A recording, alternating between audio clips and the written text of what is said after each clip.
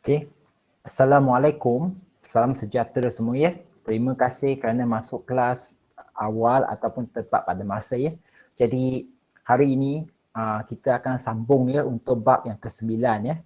Okey, bab yang ke-9 itu di mana kita belajar kimia industri, bahan kimia yang dihasilkan secara banyak. Kalau kita nak cakap banyak itu maksudnya kita nak bertujuan untuk dijual. Ada kegunaan tertentu dijual sebab orang nak. Jadi buat banyak, jual. Jadi di sini kita boleh fahamlah kenapa apakah nilai di sebalik benda tersebut untuk dijual. Contohnya kita telah menyentuh alloy. Semalam kita telah sentuh alloy. Okey, kita pun dah belajar alloy itu sebenarnya adalah campuran ya. Campuran antara dua atau lebih unsur logam ataupun campuran unsur logam dengan unsur bukan logam pun boleh. Jadi dia ada campuran banyak unsur di dalam satu alloy. Jadi untuk tidak melengahkan masa cikgu sementara menunggu kawan-kawan lain masuklah. Kamu boleh tengok pada muka surat 189 nanti IPA 8praktik formatif 9.1 lah. Jadi kita tengok pada skrin sekarang, kalau nak skrin pun boleh ataupun buku teks pun boleh 189 ni. Praktik formatif 9.1. Cikgu perlu buat ke dalam buku? Sabar dulu, tak perlu tapi lebih kepada dengar dulu. Sebab kalau ikut rancangan cikgu, apabila kita habis semua 12 bab yang ada, dalam jangkaan bulan 10 nanti, kita akan mula buat latihan. 我们会在教学教完了过后，我当做你们是学完了的意思dah belajar habis semua, baru kita akan mula buat latihan. Setiap kali masuk kelas, jawab latihan, jawab. Okey, jadi sekarang lebih kepada fokus pada belajar fakta dulu. Dengar, oh saya telah belajar benda ini. Dengar, saya telah belajar benda itu. Macam itu je. Jadi kelas semalam, kita telah didedarkan alloy.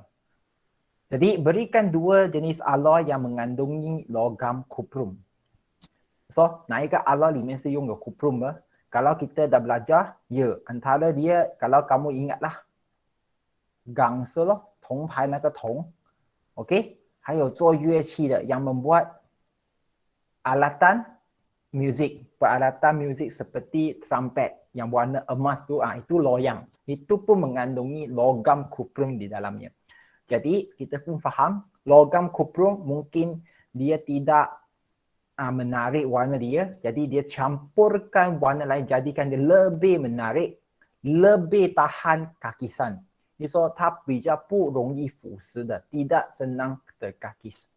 Jadi kita campurkan logam lain jadikan dia lebih cantik, menarik, lebih tahan kakisan. Okey? Dan kita juga didedarkan bahawa masa semalam susunan atom di dalam alloy dan logam tulin. Apa beza alloy dan apa beza logam tulin? Ini anda perlu bukakan skrin sekarang lah. Sekali lagi ini imbas kembali ya, kita sekali lalu saja. 我用最快方法跟你解释. Kita sedia maklum sekali lagi logam tulin 纯的金属 selain besi tau. Besi memang keras lah. Logam tulin secara am dia lembut lah dan senang dibentuk. Kamu boleh tengok balik YouTube semalam, cikgu dah cakap macam emas 999 itu lembut. Kenapa? Sebabnya logam tulin maksudnya dia terdiri daripada satu unsur saja, secara am satu unsur, ataupun kita panggil satu jenis atom. Dalam bahasa lain, kita boleh bayangkan mereka mempunyai bentuk atom bulatan yang saiz sama disusun.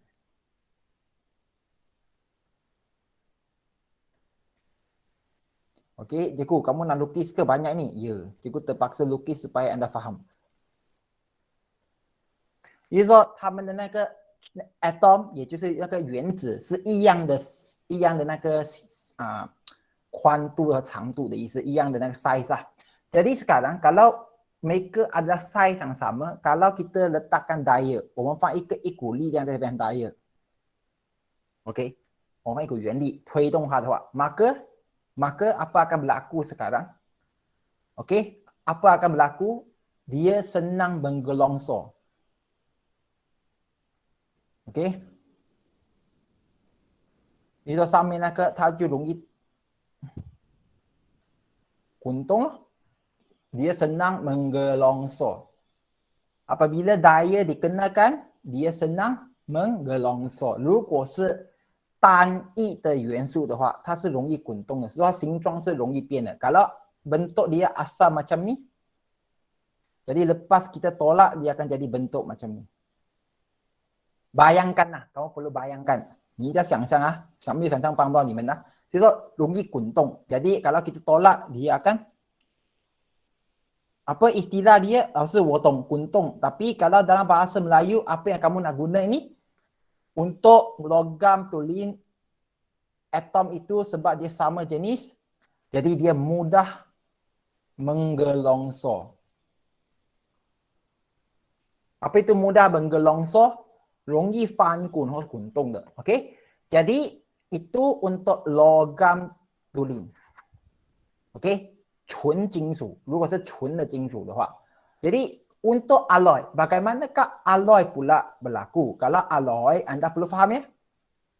Kalau alloy, dia merupakan campuran dua atau lebih unsur lah.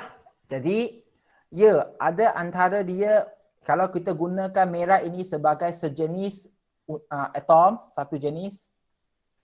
Jadi dia campurkan dengan, contoh kita guna biru unsur lain. Mungkin ada unsur lain macam ni.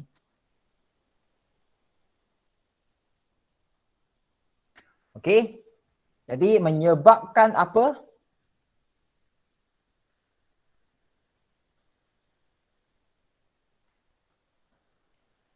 Jadi kalau kita ada daya, 如果我们有一股原力lah. Kalau kita ada satu daya itu untuk tolakkan pada alloy ni. Kalau kita tolak ini pun dia tolak. Disebabkan bentuk dia tak sama, jadi dia tidak mudah menggelongsor. Jadi disebabkan contohnya ini adalah unsur logam A. Ini pula ialah campuran logam mungkin B. Jadi menjadikan sekarang tidak mudah menggelongsor.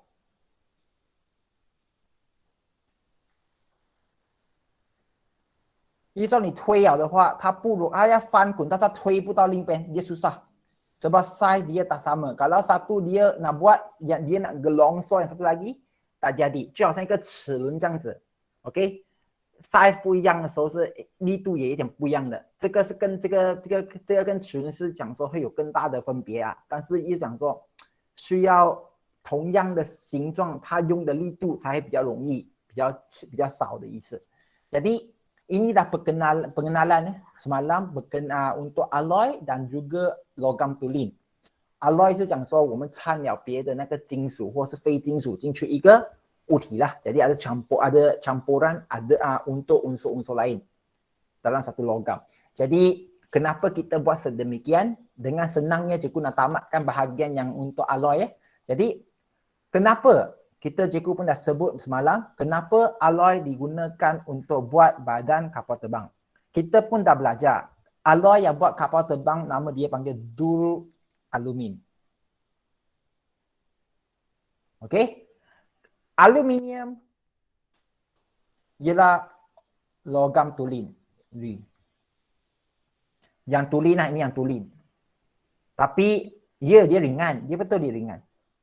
Tapi seperti yang kita tahu, dia kurang kuat. Okay, kurang kuat. Dia boleh kata kuat, tapi kalau bandingkan dengan logam seperti besi, dia kurang kuat lah tu. Okay, dia kurang kuat. Kurang kuat. Jadi, duralumin itu, dia campurkan aluminium. Okay, dengan manganis. Okey, bukan manganis lah. Mangan. Okey, mangan ya. Kalau anda ingat kat sini, dan kuprum. Okey, kalau anda ingatlah dua alumin cikgu pun tak nak buang masa ya. 老师，你要我背这些东西啊，是真的。OK， nah mangan, okey, dan juga magnesium. Bukan manganis lah, manganis itu dia MnO2 lah. Jadi dia mangan sebenarnya. Mangan, okey, dan juga magnesium. 它掺有四种元素 untuk apa? Ya, dia masih ringan tetapi dia jadikan dia lebih kuat dan lebih tahan kakisan，让它比较更强，它的有个更强的一个特质，让它特质提升。Jadikan dia punya ciri itu naik supaya mempunyai ciri yang dikehendaki. Dalam kes ini, dia lebih sesuai duralumin dan aluminium. Duralumin sebab dia lebih kuat, dia lebih sesuai untuk membuat badan kapal terbang berbanding dengan aluminium. Siapa tak faham? Murid-murid siapa tak faham? Angkit Long, boleh faham tak Angkit Long? Angkit Long?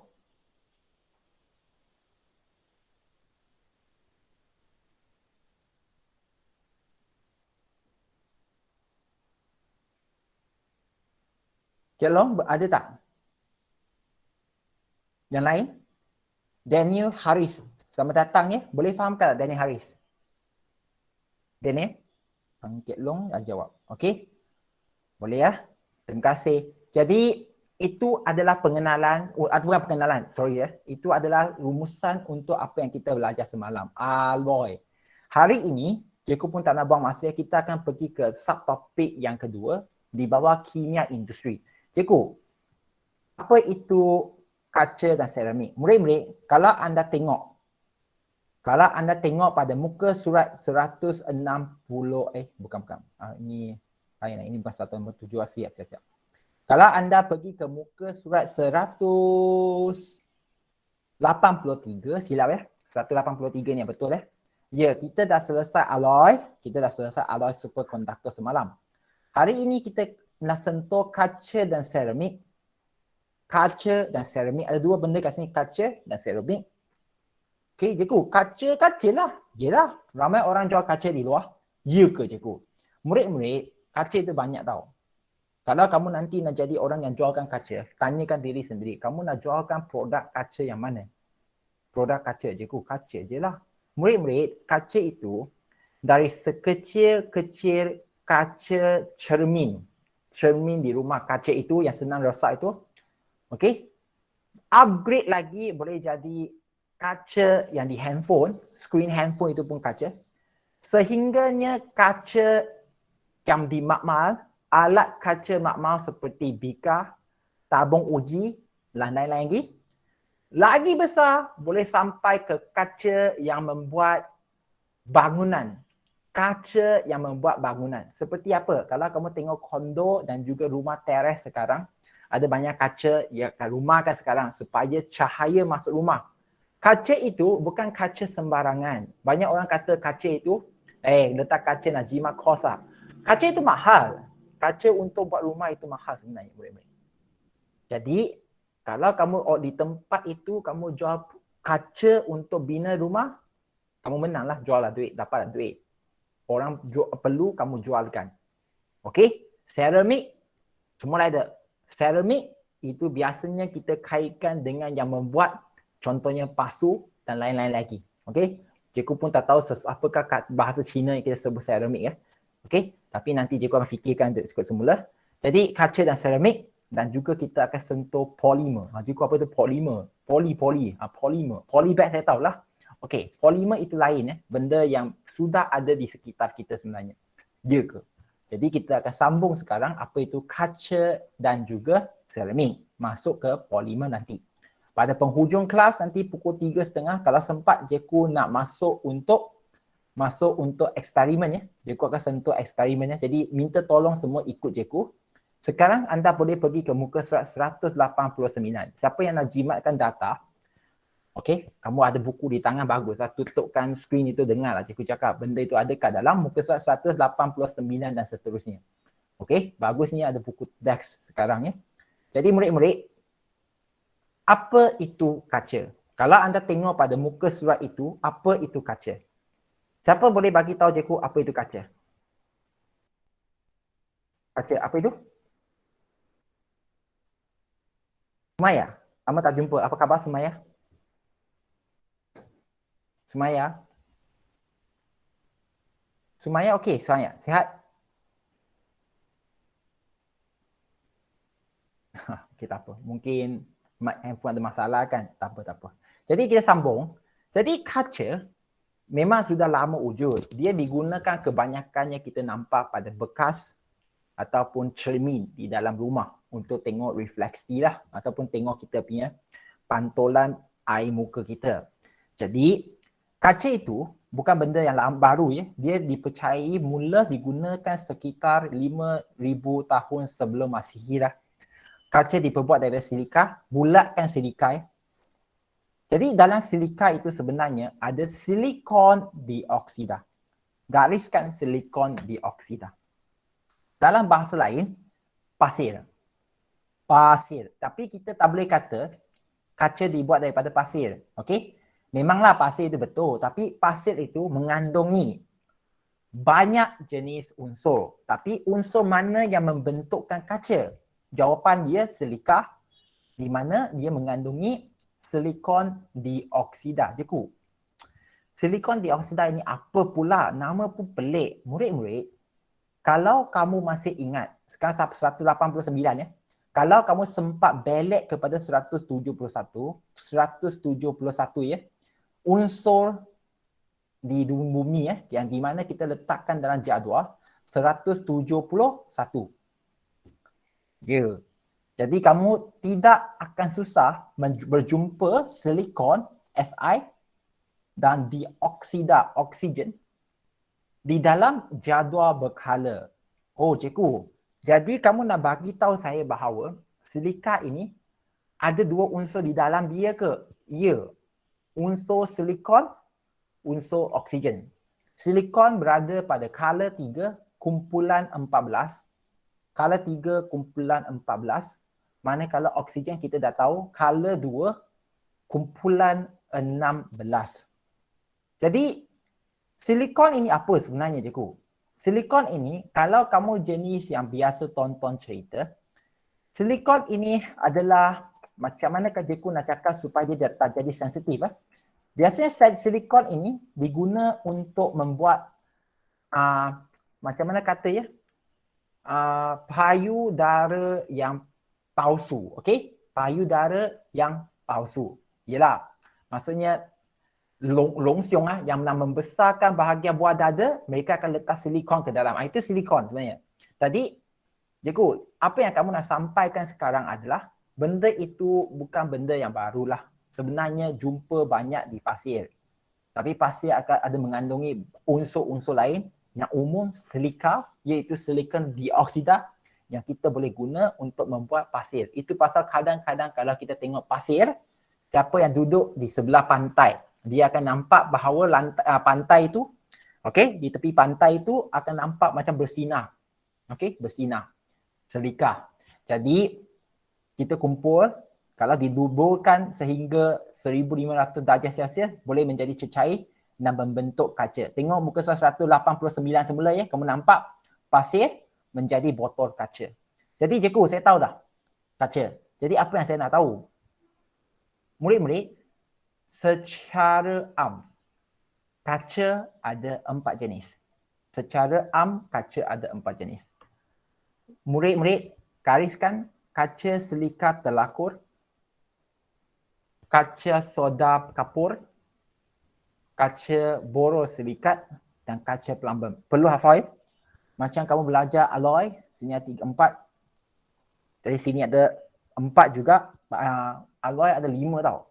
Kalau kita ingat, loyang, gangsa, keluli, apa lagi tu? Duralumin dan satu lagi, juga lupa dah. Tapi semua itu kamu perlu tahu. Okey? Jadi untuk kita punya kaca ada 4. Sekali lagi, yang silika terakur pula, dia dibuat daripada utamanya silika, dia adalah kaca yang biasa kita jumpa. Kaca lah yang kita guna.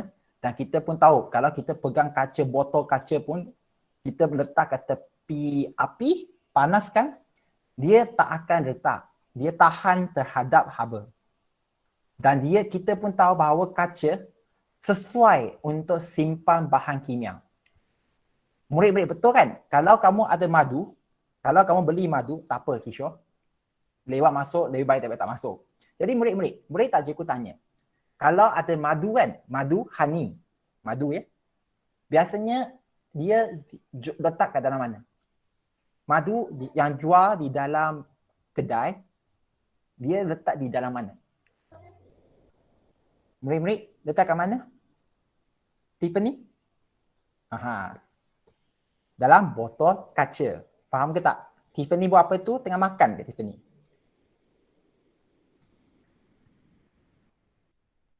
Tiffany dalam meal. Jadi honey letak di dalam mana? Honey. Madu. 蜜糖放在哪里？大多数是装在哪里的？ Dalam botol kaca loh. Jadi dia sebab apa? Kalau ikut kita lah, botol kaca, madu dalam botol kaca sebenarnya lebih bagus daripada madu yang letak dalam plastik. Sebab kaca itu lengai terhadap bahan kimia. Jadi apa itu lengai? Tidak senang bertindak balas dengan madu lah, merosakkan madu. 也就是说它比较没有对食物产生化学作用的那个功能，它是没有的，它是比较怎样讲说，比较能存放食物的啦，比较好存放食物的， lebih sesuai untuk letakkan makanan seperti madu lah yang mahal. Jadi itu adalah yang pertama, kaca silika terakur. Tetapi kita pun tahu bahawa kadang-kadang ada juga yang kita nak panaskan. Kita nak panaskan. Kalau macam kat dalam makmal, ini kita biasanya pakai tabung uji kan, tabung uji.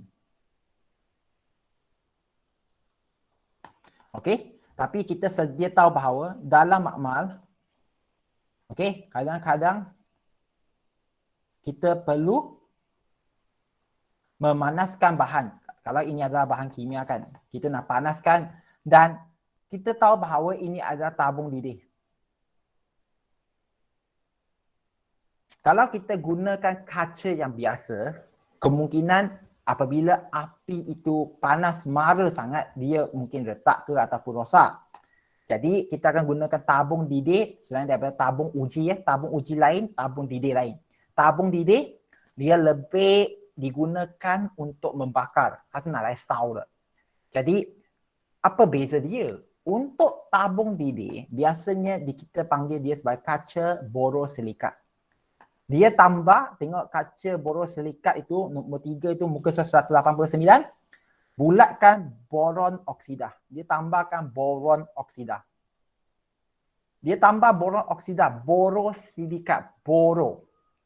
Maka dia mempunyai ketahanan yang sangat tinggi terhadap haba. Dia lebih sesuai digunakan untuk membakar.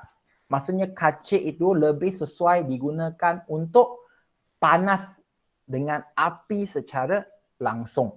Bukannya gunakan kaca yang biasalah. Kalau kaca biasa, dia tahan. Tapi kalau bentuk dia dah besar, mungkin dia retak. 它可能会裂。但是borosilikat的玻璃比较能耐热的，你能烧到它不会裂。Itulah beza dia. Okey? Untuk kaca soda kapur, kalau anda tengok kapur, bulat tadi bulatkan boro, ini bulatkan soda. Soda. Okey? Kaca soda kapur pula, dia digunakan sebab dia mudah dibentuk. Jadi, apakah contoh kaca soda kapur? Murid-murid, tengok pada skrin sekarang. Cikgu nak tunjukkan sekarang. Kaca soda kapur. Biasanya kita digunakan untuk membuatkan botol-botol simpanan lah. Simpanan untuk makanan. Kalau anda tengok kat rumah, untuk letak kuih-kuih ke, letakkan air. Okey. Kenapa? Sebab paling penting tengok bentuk dia. Ni kan nak形状mah. Lebih senang membentuk. Membentuk. Dia boleh membentuk apa-apa bentuk yang kamu nak. Contoh kalau kat sini lebih cantik lah dia berbentuk. Tapi tidak sesuai untuk dibakar. Betul kan? Kamu tak mungkin ambilkan bekas yang letak biskut ini, letak pergi depan api. Dia akan rosak. Jadi ada kegunaan masing-masing. Yang ini dia lebih kepada perhiasan dan juga membawa makanan. Jadi cikgu, boleh ke tak kamu tunjuk juga pada saya apa itu kaca borosilikat? Contoh, cikgu dah cakap macam tabung lidih dan juga dia digunakan dalam tempat lain seperti bekas makanan yang kamu nak pergi panas. Ya, cikgu, ya ada ke? Ya, kalau kamu perasan di dapur juga ada kaca yang boleh guna untuk panaskan dengan api dan masakkan sup ataupun masak kuah 煮咖喱用的或者煮汤用的玻璃的那个叫做厨具. Jadi benda itu kamu jangan kata kaca biasa. Kalau kaca biasa mungkin dia lebur ke retak ya. Jadi untuk yang ini kaca borosilikat. Dan kaca borosilikat juga digunakan dalam tabung lidih. Cikgu dah cakap ya, tabung lidih ya. Nah, tabung lidih ini dia untuk panaskan, okey? Dia biasanya dipanaskan lah. Soalan yang lazim diguna. Cikgu nak cakap tabung lidih mana ya? Dia beza dia tabung lidih dan tabung uji adalah tabung uji tidak digunakan untuk panas tapi letak bahan kimia. Kaca juga.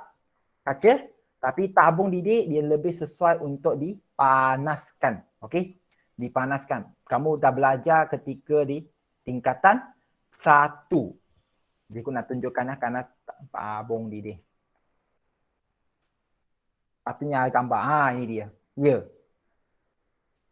Kalau kita panaskan, biasanya kita gunakan tabung lidih. Ini alat-alat bahan kimia yang kamu sepatutnya dah belajar dululah. Yang penting je aku nak tunjukkan je lah tabung lidih itu dia sesuai untuk dipanaskan langsung dengan api. 是用可以用直接用火去烧的ini dia. Okey. Kalau tabung uji, ialah kalau dia panaskan tabung uji tak sesuai, kalau dia panas lama, dia mungkin akan retak. Okey, retak ya. Biasanya kita perlu gantikan dia dengan tabung lidih. Boiling tube. Ini sesuai. Okey, adalah dia. Tabung uji dia kurang sesuai untuk panaskan. Itu je dia beza dia. Lagi, apa dia sekarang kalau kamu tengok di sini, kaca plumbum. Okey, kaca plumbum ini biasa juga guna untuk sebagai hiasan. Hiasan Tadi bekas makanan, sekarang ini lebih kepada hiasan. Sebabnya bulatan plumbum ini mempunyai indeks biasan yang tinggi. Indeks biasan yang tinggi, dia macam belian, 好像钻石这样子. Okey, kaca plumbum. Dia ada indeks biasan yang lain. Jadi dia akan nampak warna dia lebih cantik. Dia lebih cantik. Jadi kalau kamu nak jualkan kaca masa akan datang untuk buatkan botol, kamu mungkin pilih kaca plumbum. Jadi mana dapatnya kaca plumbum itu, kamu punya cara carikan kilang yang sesuai ataupun tempat yang sesuai, lepas itu buat. Okey? Dia lebih cantik dan sinar ataupun cahaya masuk itu pantul keluar pun nampak lebih menarik. Biasa kaca plumbum digunakan untuk tujuan tersebut. Jadi, siapa ada soalan untuk yang ini? Siapa ada soalan? Semua ada selika. Yang menjadikan beza itu tengok apakah bahan yang kamu nak buat. Semua ialah kaca, ya. Tapi kalau kita nak tahan panas, kaca borosilikat. Kalau buat bekas makanan biasa tak ada apa-apa, kaca soda kapur. Okey, kita boleh juga guna silika terakur pun tak ada masalah. Tapi kalau untuk macam cawan ke pinggan yang sinar menarik, 让它光透的它透光比较美那些 kaca plumbum. Okey, siapa ada soalan untuk kaca ni? 所以对这个玻璃有问题的 boleh cikgu tanya beberapa orang di sini. Pertama, Farah Syakila ada. Boleh faham tak no Farah Syakila? Farah Syakila boleh faham tak? Farah? Yiying, boleh faham Yiying? Yiying kini baik mah? Okey, cikgu tanya seorang lagi ya. Seorang lagi. Ari Iskandar, boleh faham? Ari Iskandar? Ari Iskandar ada? Okey, tak apa. Dua yang tak respon sekarang, tak apa. Nanti juga akan buat record. Sekarang kita sambung ya. Apakah itu seramik? Kita dah tahu kaca ada 4 jenis. Okey, perlu ingat kaca dibuat dari silika semua dah okey. Sekarang pergi seramik. Seramik pun ada. Seramik pun ada silika, tetapi dia mempunyai aluminium di dalamnya. Okey? Jadi seramik apa dia itu? Dia terdiri daripada bahan bukan logam yang terbentuk hasil daripada tindakan haba pada suhu yang tinggi. Murid-murid, dia pertama sekali, dia sama, dia bukan logam. Jadi dari mana seramik itu dibuat? Dibuat daripada tanah liat. Okey? Oh, tu niantu. Okey, seramik. Kalau tak siap cikgu niantu ya. Jadi seramik dibuat daripada tanah liat. Okey, komponen utama dalam tanah liat ialah aluminium silikat. Gariskan aluminium silikat di muka surat 190. Bulatkan seramik, bulatkan tanah liat, gariskan bahan bukan logam, gariskan aluminium silikat. Okey? Yelah, kalau kamu ingat benda ini sebenarnya seramik ini ikut kalau Cina, kalau tak silap cikgu ya, ngapo lah. Kalau tak silap cikgu lah. Kalau ikut yang kita, biasa kalau kita tengok kat mana, untuk kita, tempat makan dalam dapur yang kita letak di atas pinggan, mangkuk yang boleh tahan makanan panas, ya, itu pinggan mangkuk seramik.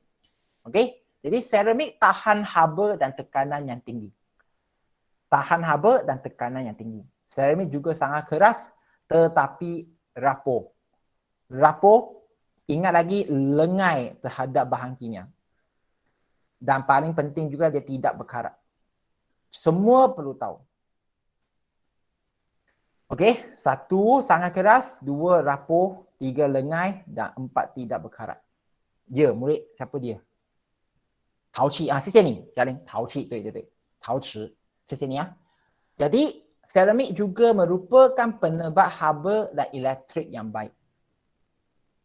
Ya, penebat. Cikgu, apa itu penebat? Ini yang kelima ya. Penebat haba dan elektrik yang baik. Cikgu, apa itu penebat? 不是好的导电体. Okey. Dia tak boleh nak mengkonduksikan haba dan juga elektrik. Itu pasal kalau kita letak nasi panas di atas pinggan mangkuk seramik, kita masih boleh pegang. Kalau kita letak nasi panas di atas pinggan mangkuk besi, dia akan memang sangat panas, kita tak boleh pegang dengan hangat. Jadi murid-murid, cikgu pun tak nak buang masa untuk yang ini ya. Jadi, di manakah penggunaan kaca dan seramik dalam kehidupan harian? Murid-murid, tengok pada skrin sekarang. Tengok pada skrin. Kalau kamu buka nota yang cikgu bagi dalam Google Classroom, terima kasih kepada Science Process Skill. Buku Science Process Skill dia kongsikan kepada kita. Ya, antara soalan yang lazimnya ditanya dalam bab ini, dia akan bagi barang. Dia akan tanya kamu barang itu dibuat daripada apa. Kalau kamu tengok pada gambar di depan skrin kamu sekarang, macam botol nampak itu lut sinar transparent. Ya, itu kaca lah. Jangan kata seramik. Pasu ini seramik. Atap rumah, seramik. Tabungi kaca. Tabung uji, kaca. Mentol, kaca. Gigi palsu, bukan kaca lah. Mesti seramik. Okey, seramik. Cermin mata, kaca. Dan microchip paling penting, microchip. Yang komputer guna seramik. Jadi, perlu faham ya. Seramik dibuat daripada tanah liat.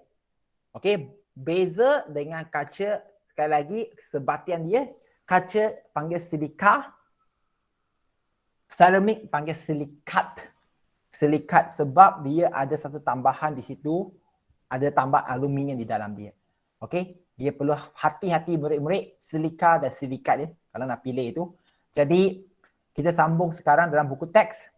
Berdasarkan ciri-ciri kaca dan seramik muka surat 190 yang telah dipelajari, kita telah ketahui bahawa kaca dan seramik sesuai digunakan untuk menghasilkan pelbagai jenis barangan.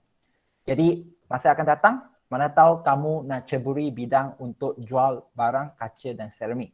Okey, kaca yang seramik tak semestinya jual botol itu. Mungkin ada barang yang barulah. Okey, jadi kita tak tahu. Pentingnya untuk anda tahu, mungkin kamu buat sendiri pun jadi. Seterusnya, apakah aplikasi kaca dan seramik? Kalau kamu tengok, jadi keistimewaan ciri-ciri kaca menjadikan dia sesuai untuk dibuat pelbagai barang ya. Kalau anda tengok di sini, antara dia radas makmal untuk kaca, penutup kaca mentol, okey, prisma kaca langsung ada. Prisma kaca ini adalah kaca yang kamu boleh jumpa di makmal. Kalau satu lampu sulur kita sinar pada kaca tersebut, dia akan keluar warna untuk pelangi. Cikgu, apa dia tu? Okey, murid-murid, kamu boleh tengok buka skrin sekarang ya. Cikgu pun nak memang kegunaan guna pembelajaran online ini boleh tunjukkan kamu banyak macam mana? Banyak video lah. Ini dia. Kalau anda tengok prisma ya. Oh, ini adalah apa panggil tu? Saya nak lebih kepada supaya anda tengok benda yang betul lah. Sorry.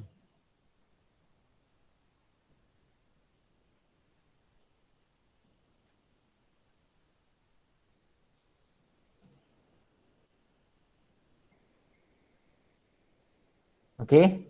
Nah, ini prisma. Kalau anda tengok pada skrin kamu sekarang, yang dia guna itu, sebelah kanan itu prisma. Segitiga, macam silinder lah, tapi dia berbentuk segitiga, silinder bulat. Ini dia segitiga dan dia menegak, itu prisma lah. Dia boleh membiaskan cahaya lah, kita guna bias dan memecahkan cahaya putih kepada 7 warna dia. Dia gunakan kaca plumbum sebab dia itu yang kata dia fungsi dia lebih kepada mempunyai indeks pembiasan yang baik, jadi kita nampak dia punya cahaya yang bersinar pun lain daripada kaca yang biasa.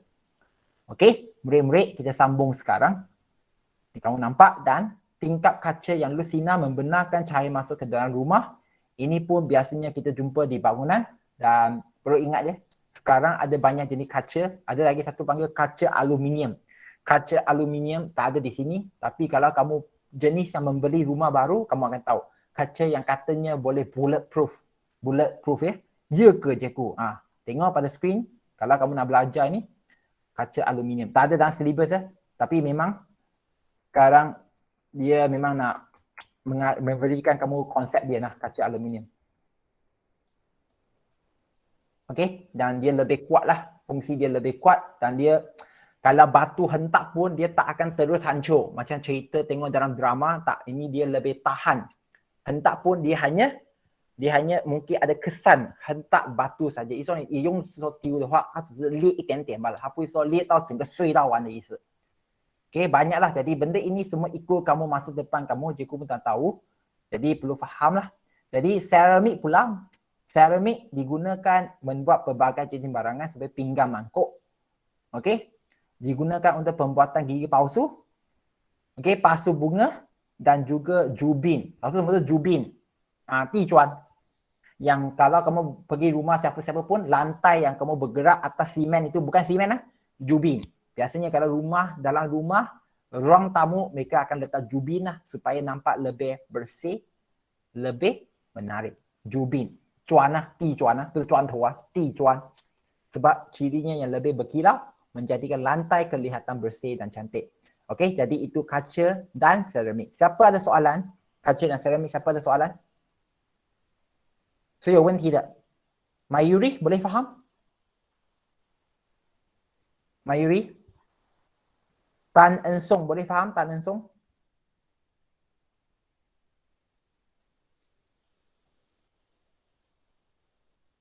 Tan En Song? Okey. Mayuri faham, terima kasih. Tan En Song, ada tak?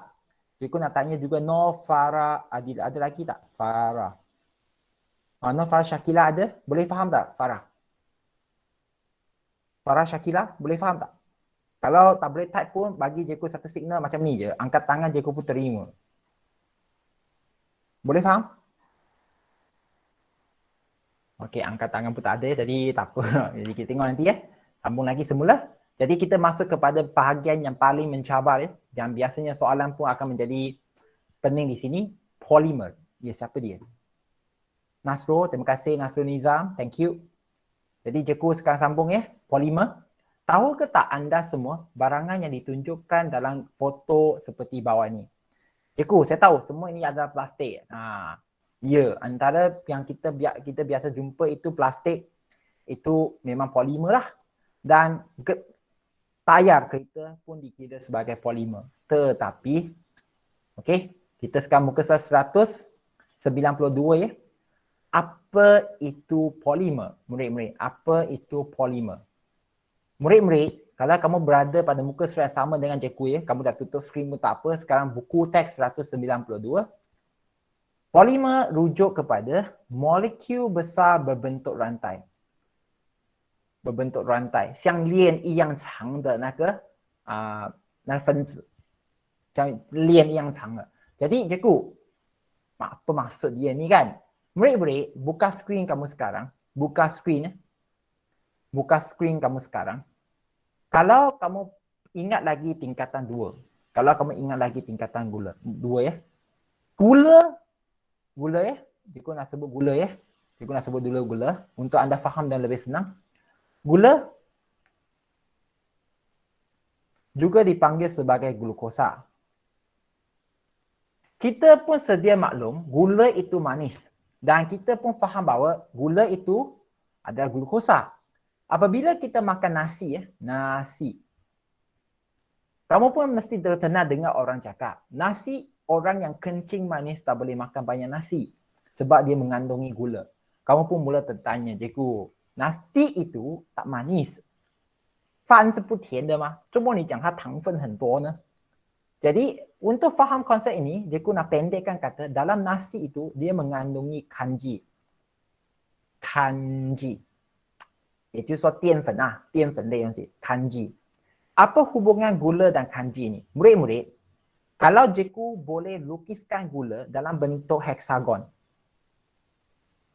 Kalau gula digambarkan dalam bentuk heksagon, kanji ini berbentuk heksagon yang panjang. Yang berbentuk rantai.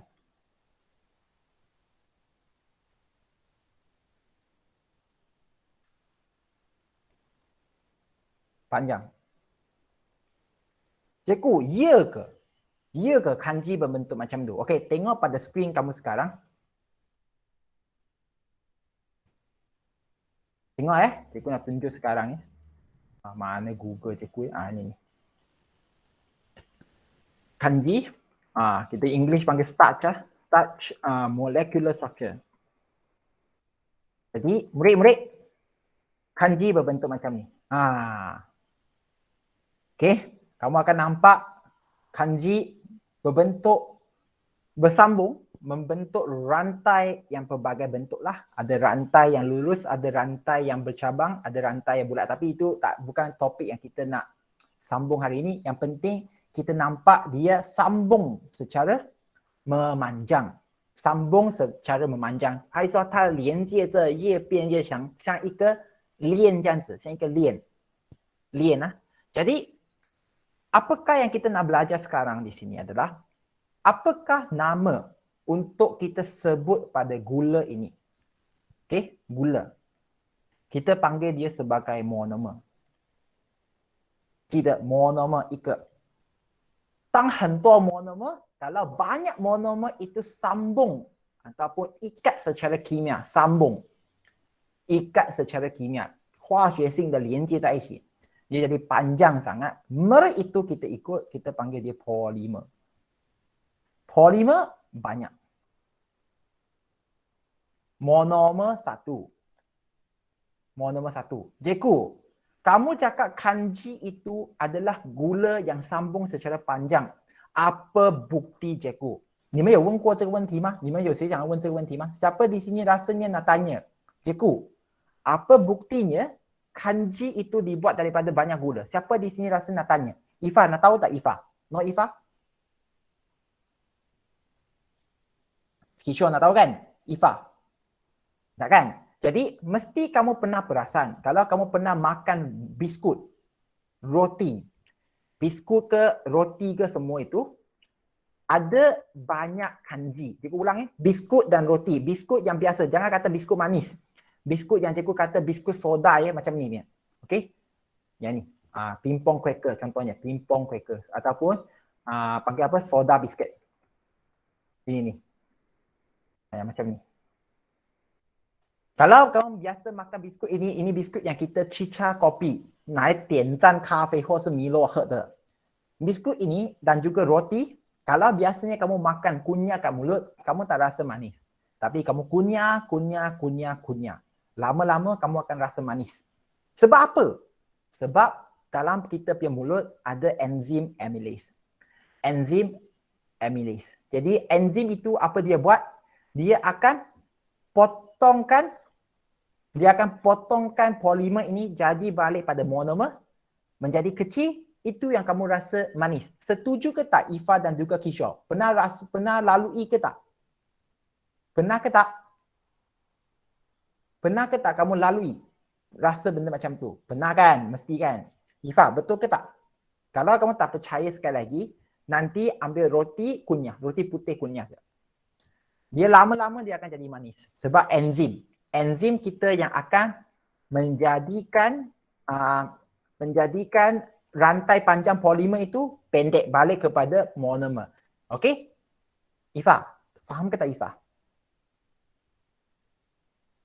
Jadi yang lain, cikgu nak kamu faham ya. Jadi cikgu dah bagi tahu kamu polimer itu bukannya semestinya plastik ya. Dia dah wujud secara semula jadi. Ada banyak benda itu sebenarnya ialah polimer. Jadi balik kepada buku teks, polimer ialah molekul besar berbentuk rantai yang terdiri daripada gabungan unit molekul kecil. Okey, yang unit kecil itu kita panggil monomer. Polimer dapat dikelaskan kepada polimer semula jadi dan polimer sintetik. Kalau kamu nak buat nota di sini, cikgu, saya nak buat nota. Tulis pada muka surat 192, buka skrin kamu sekarang. Okey, andai kata monomer itu boleh boleh dituliskan sebagai A. Ya, siapa dia ni? Waalaikumsalam Najiha. Terima kasih ya. Bagus. Jadi kita sambung sekarang. Kalau monomer boleh diwakili dengan huruf A, monomer.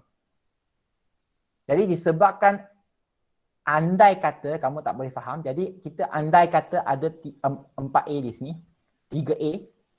Jadi A akan sambung dengan A, membentuk rantai yang panjang, kita panggil polimer. Okey, ini panggil monomer A ya. Bulat. Jadi dia sambung sekarang jadi rantai yang panjang. Paling tidak kamu perlu faham. Jadi polimer dan monomer. Jadi polimer dibentuk daripada gabungan monomer yang banyak. Okey, kalau kita nak belajar sebenarnya dia punya persamaan lebih sesuai kalau N, A. N apa itu? Banyak. Jadi dia akan bentuk rantai A yang panjang yang berulang sebanyak kali N. Kalau 10A, dia akan berulang 10 kali. Okey? Yiying. Mimbai ma Yiying. Yiying boleh faham? Okey? Thank you Tiffany ya. Tiffany pun ada nak tuition pergi dah ni.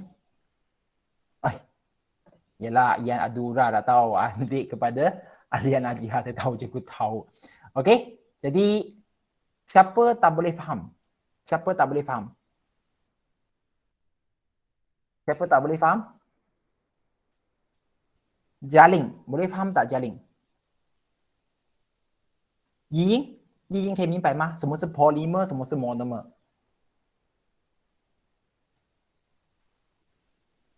Jadi cikgu sambung sekarang.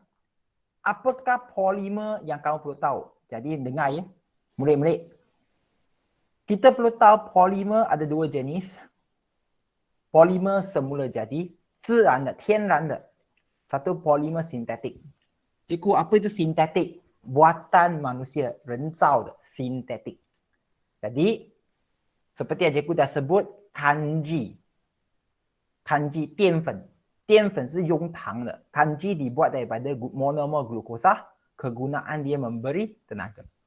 Polimer untuk protein pula. Jika protein ini bukan ke protein yang kita jadikan kita badan besar sihat. Ya, itu protein dia lah. Protein.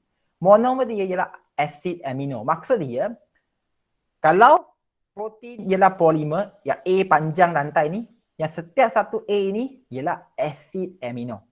Jadi protein adalah polimer yang digunakan untuk membina sel dan tisu badan. Dan paling penting letak satu bintang di situ, getah asli. Getah asli. Xiang jiao. Okey? Xiang jiao bukan suo jiao Xiang jiao, okey? Getah lah. Dibuat daripada monomer isoprena untuk membuat proses produk berasaskan getah. Jadi untuk sintetik pula ada apa? Murid-murid, ada 4 di sini. Semua perlu ingat dia. Polietina. Polietina. Jadi apa itu polietina? Polystyrena atau polystyrena, perspex dan getah sintetik. Letak satu bintang pada getah sintetik. 这个就是我们俗称的塑胶，上面那个橡胶，下面这个是塑胶。Itu pun bawa kategori plastik sebenarnya, getah sintetik, 塑胶. Dia dibuat dari monomer neoprena. Cikgu, boleh ke tak kamu bagi saya gambaran apa itu polietina? Okey, polietina. Jadi tengok pada skrin kamu sekarang.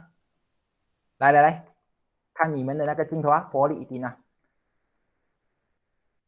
Plastic bag. Okey, senang je plastic bag. Jadi itu polietina. Polystyrena ialah apa? Styrena yang kamu makan nasi. Tanhe. Okey, ini plastik juga tapi polystyrena. Murid-murid nampak ke tak? Syaza ada Syaza? Syaza boleh ikut tak Syaza? Syaza ada tak? Oh, Syaza ada. Boleh ikut tak Syaza? Boleh ya?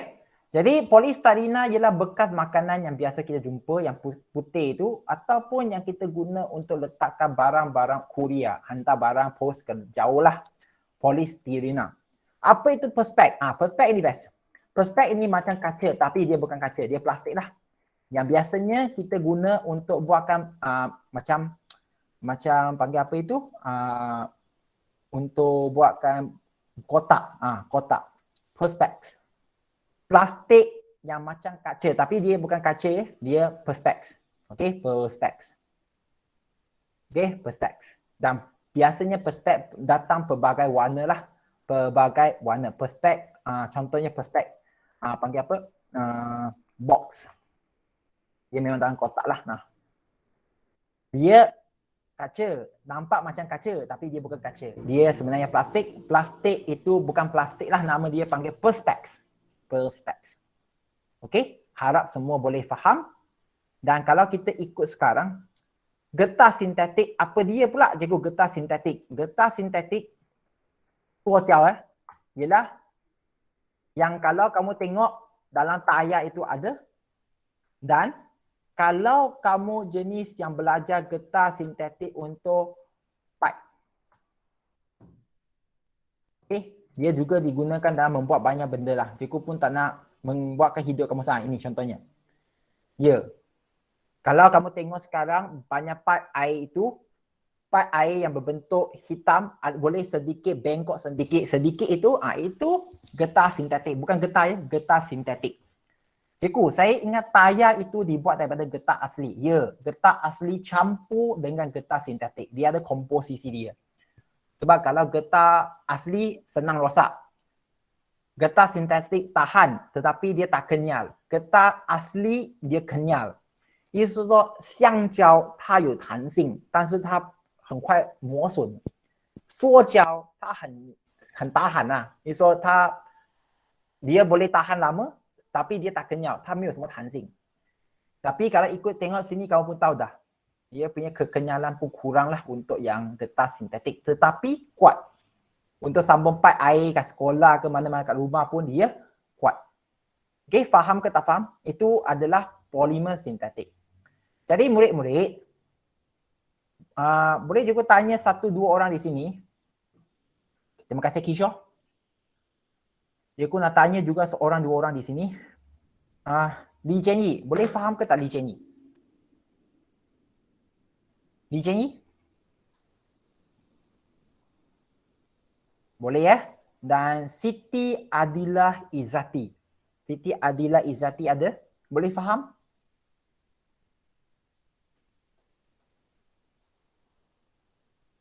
Siti Adilah Izzati ada? Okey. Dua tak ada dah ni. Tak apa, tak apa. Nanti juga akan tanya semula ya.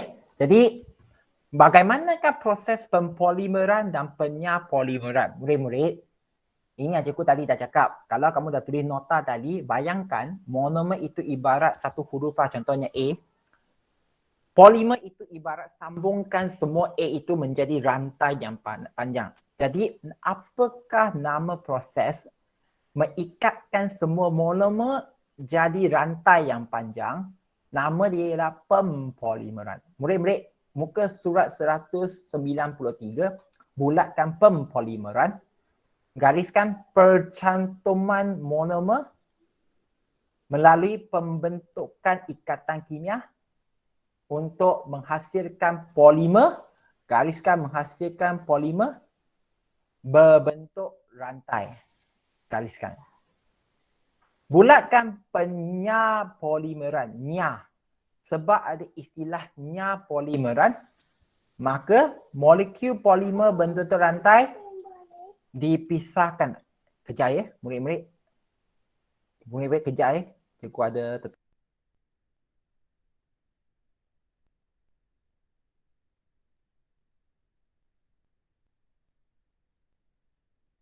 Jadi sambung, ya, anak cikgu tadi datang nak minta aiskrim, ada jam. Jadi penyapolimeran maksudnya dia putus. Jadi dia putuskan proses itu penyapolimeran. Kalau dia pisahkan, ya itu panggil penyapolimeran. Cikgu, apa itu ikatan kimia? Kalau kamu tanya soalan itu, bagus. Itulah yang dia nak belajar. Jadi apa itu ikatan kimia? Murid-murid, kalau kamu tengok pada skrin anda sekarang, ia etina menjadi polyetina. Cikgu, apa dia sekarang? Kalaulah tadi kita sebut gula. Gula yang banyak sambung dia jadi kanji kan. Jadi sekarang, cikgu nak gunakan warna merah menandakan apa yang kamu perlu faham dalam bahagian ini, iaitu etina. Etina mempunyai bentuk macam ni ya murid-murid. Cikgu nak lukis kat atas lah. Kalau kat bawah ini dia kacau lah. Ruang dia tidak cukup. Kalau di atas, cikgu nak lukis sekarang, apa itu etina? Okey? Dan dia akan jadi polimer yang bernama polyetina. Jadi, dalam bahasa yang senang, kalau etina boleh diwakili dengan huruf I lah. I yang banyak I. Contohnya sini ada 3I, maka polyetina dia akan sambungkan semua I itu melalui ikatan kimia. Ya, garis yang antara I ini kita panggil ikatan kimia. Dia bukan tangan-tangan sambung ya, bukan. Dia memang secara kimia bercantum. Jadi ulang sekali lagi, ini panggil ikatan kimia. Jadi apa yang kamu perlu faham sekarang, kalau etina itu mempunyai bentuk C, ikatan ganda 2 ya, ikatan ganda 2C dengan H dan H. Bentuk dia macam ni. Okey, disebabkan dia ada banyak, jadi kita letak N. M darab dengan ini. Ini etina. Okey, N itu bermaksud nombor, bilangan. Banyak etina. Jadi melalui proses pempolimeran, C dan C ini, okey, tengah-tengah itu ikatan dia akan hilang. 2 dia akan jadi 1. Okey, H itu kekal. Dan sekarang dia akan membentuk ikatan dengan yang lain. Jadi kalau anda tengok pada skrin sekarang, benda ini tetap sama, dia ialah I. Dia akan berulang sebanyak N. Kalau 10 kali, dia akan berulang 10 kali. Yang biru itu sekali lagi, itulah ikatan kimia yang cikgu sebut. Ikatan kimia. Yang sambung dengan monomer lain, jadikan dia rantai yang panjang. Polimer. Monomer menjadi polimer. Kalau 3, dia akan sambung 3 sajalah. Kalau dia 10, 10. Tapi dalam exam pun dia tak akan suruh kamu lukis 10. Membuang masa. Jadi biasa dia akan terus gantikan dengan N. Kamu perlu letakkan satu kurungan. Supaya kurungan itu bermaksud dia berulang banyak kali. Berulang banyak kali. Kamu pun nampak di sini. Kalau kamu tak faham, bulatkan N ini. Bulatkan N di sini. Dan paling penting sekali kamu nampak. Cukup gunakan biru. Sini 2 garis. Sekarang menjadi 1 garis. Sambung di luar. Membentuk ikatan kimia dengan monomer yang lain, etina yang lain. Ini adalah pempolimeran, proses dia penambahan. Dia tambah, jadi makin panjang. Jadi cikgu, perlu hafal benda ini ke? Tidak perlu. Tidak perlu. Yang perlu hafal sebenarnya ialah ini. Cikgu, perlu hafal 4 jenis plastik ini ke? Murid-murid, kalau ikut senior kamu, dia perlu hafal 9 jenis ya. Dia dah jadikan 4 saja di sini. Jangan komplain lah. Jadi ingat plastik ada 4 jenis secara am. Polyetina, polystyrena, perspex dan getah sintetik. Polyetina seperti plastik bag. Polystyrena seperti bekas makanan dulu yang putih ataupun letak dalam kotak, hantar melalui kurier, letakkan barang yang senang pecah, tutupkan dengan benda tu biasanya barangan elektronik, polystyrena. Perspex pula plastik yang macam kaca. Plastik yang macam kaca tapi bukan kaca. Sebab kaca itu lain. Perspex ini dia tak tahan panas tau. Perspex ini kalau banding dengan kaca, 如果用 perspex 这个 plastik 跟玻璃比的话 perspex letak api sikit dia akan mula lebur. 放一点点热度的话就融了的。kaca dia tak senang lebur tetapi perspex lebih tahan rosak. 它不容易碎嘛。玻璃 kaca jatuh bye bye lah. Brang, dia akan pecah. Getah sintetik pula ialah pipe yang hitam. 能放白水的那个水 pipe 黑色的呢 iaitu getah sintetik. Jadi perlu tahu apa polisintetik dia dengan monomer polyetina, polystyrena, senang. Perspex ini susah sikit, metacrylat. Dan getah sintetik wajib tahu monomer dia panggil neoprena. Getah sintetik buat sarung tangan, tayar kereta, tapak kasut lah. Jadi murid-murid, siapa yang tak boleh faham untuk plastik ini? Siapa tak boleh faham? Cikgu tanya 2-3 orang juga. Tadi cikgu dah tanya. Farah Syakila ada respon tak? Farah Syakila. Oh, Jiwei dah masuk. Bagus. Hai Jiwei. How are you? Cikgu ingat kamu merajuk tak masuk kelas cikgu. Jiwei? Hao ma? Jiwei?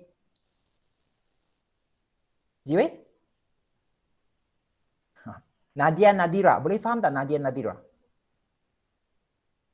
Boleh ya? Jadi cikgu sambung sekarang. Jadi cikgu, hari ini kita nak buat getah ke? Tak. Cikgu tak nak buat getah hari ini ya. Getah kita akan buat pada kelas akan datang. Jadi cikgu dah perkenalkan kaca, seramik dan polimer. Dalam polimer ada 2 jenis, polimer semula jadi dan polimer sintetik. Nanti kita akan belajar secara mendalam untuk getah asli dan getah sintetik pada kelas yang minggu depan. Jadi cikgu, apa yang kamu nak buat sekarang? Kita kan sepatutnya buat getah dah habiskan bab ini. Tidak ya? Murid-murid, cikgu sekarang bagi kamu 3 minit untuk rehat terdahulu. Nanti kita akan sambung membuat laporan sains ya. Laporan sains untuk yang untuk alloy ini ya. Kita dah belajar alloy semalam. Hari ini kita tak belajar alloy tau. Kita belajar kaca, seramik dan polimer.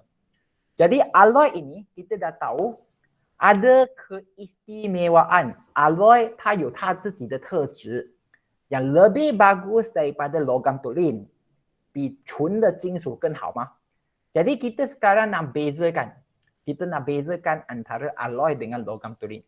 maka kita perlu buat eksperimen. Cikgu dah sebut dalam kelas semalam kan, 186 dan 187. Nanti cikgu akan sebut ya kenapa kita nak buat eksperimen ini semula. Cikgu bagi kamu rehat dalam 2-3 minit. Okey, kita akan masuk semula 3.11 ya. 3.11 ya. Siapa yang nak pergi tanda silakan, yang nak solat pun silakan ya. 3.11 kita akan sambung ya. Jadi murid-murid 3.11. Evelyn Shah, dah sihat ke belum Evelyn?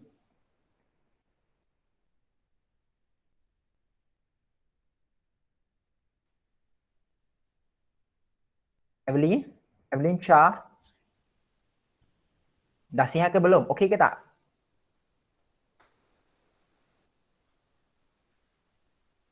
Macam mana dengan ahli keluarga semua?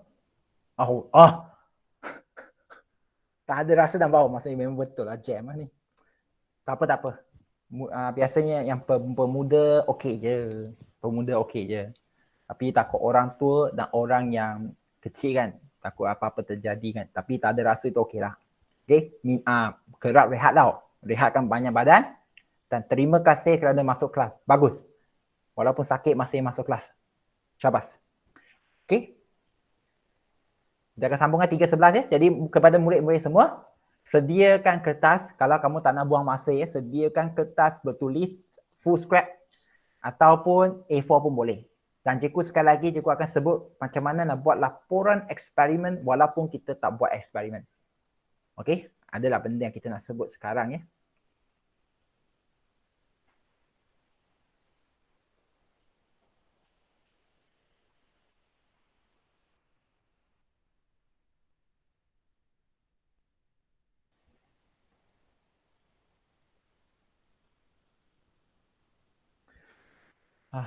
Ini yang cikgu nanti nak sebut tau. PK. Murid-murid PK tau.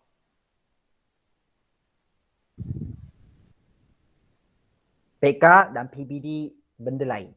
Benda lain tapi kita guna laporan yang sama. PK dan PBD adalah benda lain tapi kita guna laporan yang sama ya. 3.11 ya, kita akan sambung. 1 minit lagi ya, murid-murid. 1 minit lagi.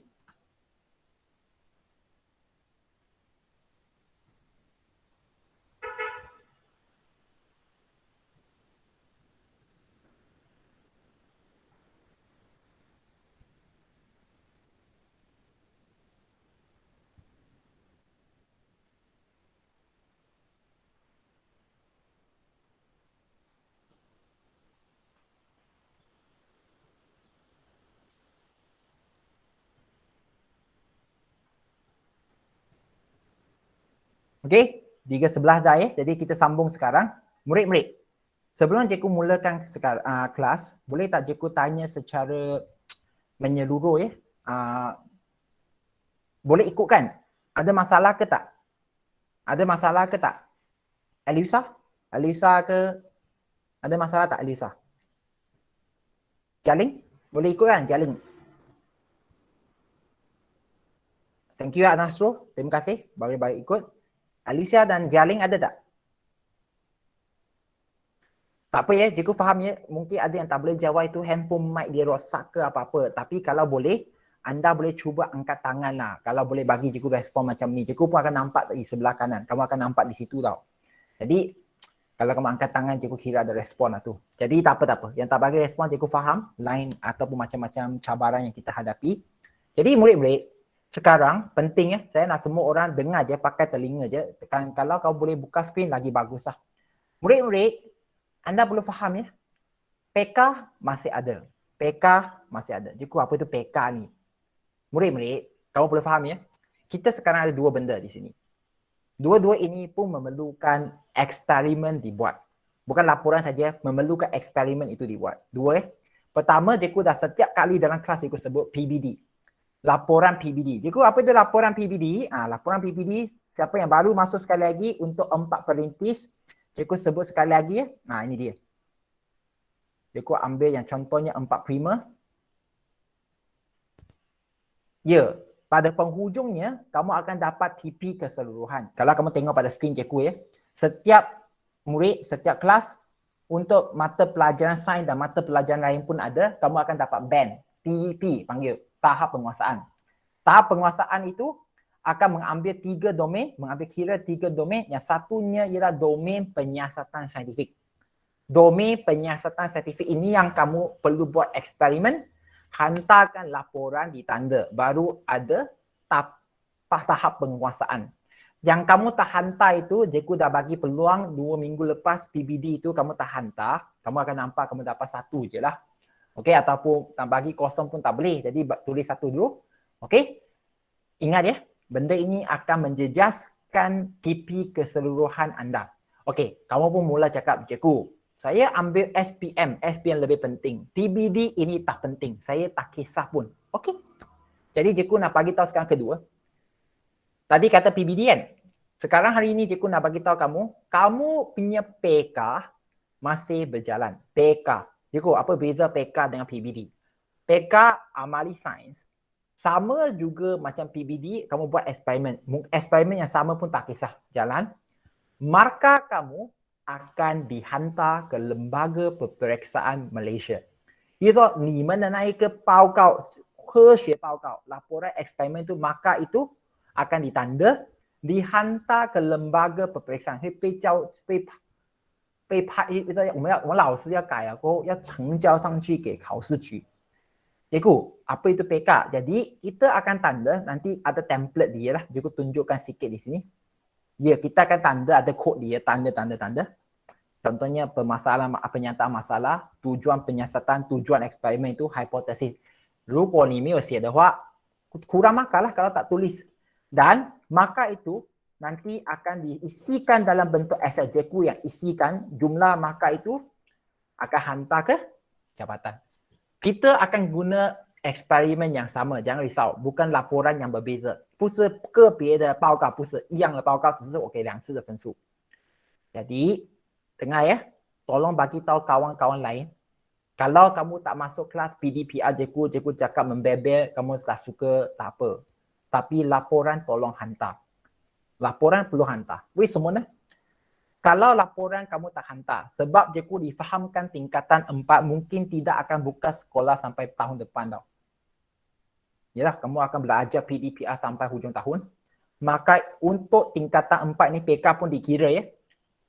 Ingat, PK ni penting sebab ikut pengalaman cikgu, SPM, murid yang biasanya fail, biasanya gagal, dengan markah PK yang bagus, maksudnya kamu buat laporan hantar, markah penuh, memang boleh baiki. Laporan ni 那个你可以改进的，不是问题的，只要可以拿满分不是问题。那个分数markah itu boleh membantu anda lulus. Cikgu, jadi berapa markah untuk SPM itu PK tu? Saya tak tahu. Dia tak ada surat menyatakan 10 markah ke 20 markah, 他没这样讲过。tetapi mengikut pemerhatian cikgu membantu ya, 还有帮到学生说拿到及格的。Jadi sekarang untuk sekali lagi cikgu nak sebut ya, tingkatan 4 kita sudah ada 5 laporan tau. 我们有5了。Okey? Kamu hantar 2 saja kan? Cikgu akan minta yang lain itu masa akan datang. Tolong buat. Kamu tak buat, tak ada markah. 我帮不到你们的。我会讲，我们会做一个开会，cikgu akan buat meeting, cakap murid ini dia tak buat, murid ini tak buat sebab tak datang kelas ke, kita akan buatlah senarai itu. Jangan menyusahkan kerja cikgu lah. Jadi itu je realiti dia. Jadi hari ini kita akan masuk kepada 2 lagi laporan yang ada. Okey, muka surat 186. 186. Sekali lagi, cikgu, saya tak buat eksperimen ni. Bagaimanakah saya nak buat laporan? 这个是学生一向来都问的问题了。我没有做过这实验，我怎样去写那个报告？ Dengar sekali lagi. Jadi hari ini tengah rakam ya. Murid-murid, sebenarnya laporan eksperimen itu boleh anda buat terdahulu, tetapi tak lengkap. 你可以先做，但是是不完整罢了。何谓不完整？ Apa yang dimaksudnya tak lengkap? Keputusan tak lengkap lah. Keputusan, perbincangan dan kesimpulan saja. 因为你还没有做实验嘛， kamu belum buat eksperimen, jadi keputusan kamu tak tahu. Okey, betul. 你不懂那个实验的结果是什么吗？ 你还没有做吗？ 对。 你要怎么样去讨论 perbincangan 也是不可以咯。 你也不可以做结论吗？ Tetapi kamu boleh buat terdahulu dari tujuan, 你可以做tujuan, 你说你做这个实验的目的，你要研究什么？Kamu perlu tahu terdahulu. Bukannya masuk ke dalam makmal baru tanya cikgu, hari ini kita buat apa? Kishore, faham ke tak? Maksud dia, Kishore, kalau kamu nak buat eksperimen, bukannya masuk makmal tanya cikgu kita nak buat apa. Sepatutnya kamu telah membuat persediaan. Cikgu dah bagi tahu kamu mungkin 2 minggu sebelum itu, kamu masuk terus buat. Tengok ada apa yang kat meja itu, kamu tahu apa yang nak dibuat. Jadi kamu perlu tulis tujuan dulu, pernyataan masalah, 这个实验你要有什么问题，你要去解答的。Apakah soalan yang kamu nak jawabkan dalam eksperimen ini? Pernyataan masalah. Hipotesis 你做了什么假设？ Kamu nak buktikan apa, jadi kamu perlu ada hipotesis. Dah 3 dah. Pemboleh ubah. Piensu. Ada pemboleh ubah dimanipulasikan, bergerak balas dan dimalahkan. 操纵性变数、反应性变数、固定性变数。Apa lagi? Bahan dan radas diubah, bahan dan radas 你在这个实验里面用什么东西 dan paling penting yang keenam, prosedur. 意思说我在这个实验我要做什么 semua kamu sudah buat perancangan. 意思说你在还没有做实验之前你已经做了充分的准备 sudah buat persiapan dan membuat perancangan. 意思说你已经准备好要去怎么样去做那个实验 jadi ikut muka surat ini, bahasa yang kasar dia ialah salin lah. 如果根据出书的话来讲，是你抄了吗？但是要有技术哦， perlu buat secara kemas. Bermula dengan tujuan. Jadi cikgu, mengkaji perbezaan kekerasan antara alloy dengan logam tulen. Salin ke? Ya. Jadi kamu pun akan tulis pada tujuan. Cikgu pun tulis kat sini. Tengok cikgu buka kat sini 2. Untuk menyenangkan cikgu bertulis, mengetype. Kalau kamu tengok cikgu pun tengah buka 2 ya screen. Tujuan kamu tengok pada screen, mengkaji perbezaan, kita nak mengkaji perbezaan kekerasan. 我们要了解 alloy 跟纯金属之间的硬度的分别。OK, 哪一个比较硬？ Mana satu alloy ke logam tulen lebih keras? Itu tujuan eksperimen. OK, faham. Jadi apakah pernyataan masalah dia? Pernyataan masalah, adakah alloy lebih keras berbanding dengan logam tulen? Cikgu, boleh saya tulis dengan komputer ke? Type lebih kemas. Dengar ya. PBD saya tak kisah. PK sudah tulis oleh lembaga peperiksaan hitam dan putih. Hanya terima laporan yang ditulis tangan saja. 意思说你们要用手写，不能 type 的，tak boleh type tak diterima, kosong terus. Jadi nak ke tak nak, tulislah tangan. Tulislah tangan. Jadi apakah hipotesis? 我要做什么大胆的猜测？假设 kalau kamu nak faham hipotesis, cikgu nak kamu terlebih dahulu tahu apa itu pemboleh ubah dimanipulasikan dan pemboleh ubah bergerak balas. 到底操纵性变数跟反应性变数在这个实验里面是什么呢？